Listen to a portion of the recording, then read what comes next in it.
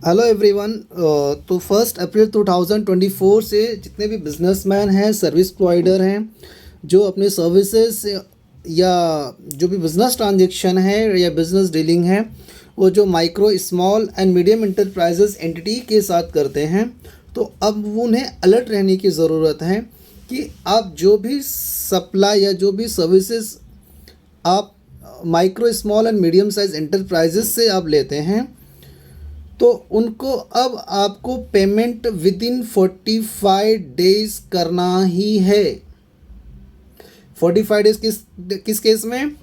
अगर आपका under section 15 of micro small और मीडियम एंटरप्राइजेज जो एक्ट 2006 के हिसाब से आपका medium micro small medium enterprises के साथ कोई एग्रीमेंट है जिसका कि मैक्सिमम 45 डेज़ के ऊपर नहीं हो सकता है, आपको विद इन 45 डेज़ में पेमेंट करना है।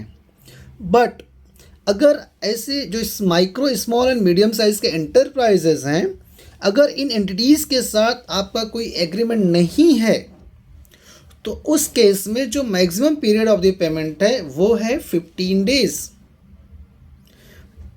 तो आपका जो 43 section 43B of income tax 1961 है, उसमें क्लॉज H एक ऐड किया हुआ है।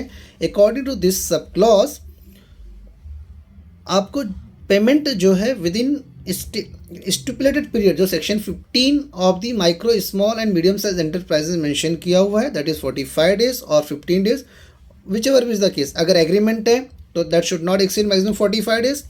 अगर आपका कोई एग्रीमेंट नहीं है तो उस केस में विद इन 15 डेज आपको पेमेंट करना है। बिकॉज अगर आप ये विद इन स्टिपुलेटेड पीरियड में आप पेमेंट नहीं करते हैं, जो माइक्रो स्मॉल मीडियम एंटरप्राइजेज हैं, तो आपको इनकम टैक्स में जो एक्सपेंसेस, जो भी सर्विसेज या सप्लाई है, उसका डिडक्शन आपको नहीं मिलेगा। वो आपको एक्चुअल पेमेंट के बेसिस पे ही डिडक्शन मिलेगा। मतलब अगर आप बियॉन्ड 45 डेज़ या बियॉन्ड 15 डेज़ पेमेंट करते हैं, तो आपने जिस फाइनेंशियल ईयर में पे किया हुआ है उस फाइनेंशियल में आपको डिडक्शन मिलेगा। आपको उस फाइनेंशियल ईयर में नहीं मिलेगा जिस फाइनेंशियल ईयर में आपने सर्विसेज लिया हुआ है। तो एक बहुत ही महत्वपूर्ण इम्पॉर्टेंट जो अमेंडमेंट है, जो कि अप्लीकेबल होगा फ्रॉम 1 अप्रैल 2024। तो जो भी बिजनेसमैन हैं, मेक श्योर कि आपका पेमेंट जो भी सप्लायर है आप विद इन स्टिपुलेटेड पीरियड में आप कर दें, नहीं तो ये आपको बहुत ही डिफ़िकल्ट हो जाएगा और आपको टैक्स बर्डन बहुत ज़्यादा हो जाएगा। इन केस अगर आप पेमेंट नहीं करते हैं तो आपके जो एक्सपेंसेस हैं वो डिसअलाउ हो जाएंगे, अकॉर्डिंगली आपको उस पर टैक्स पे करना पड़ेगा। ऐसे ही रेगुलर इनकम टैक्स और जीएसटी अपडेट के लिए हमारे कर ज्ञान यूट्यूब चैनल को लाइक करें, शेयर करें और सब्सक्राइब करें। Thank you.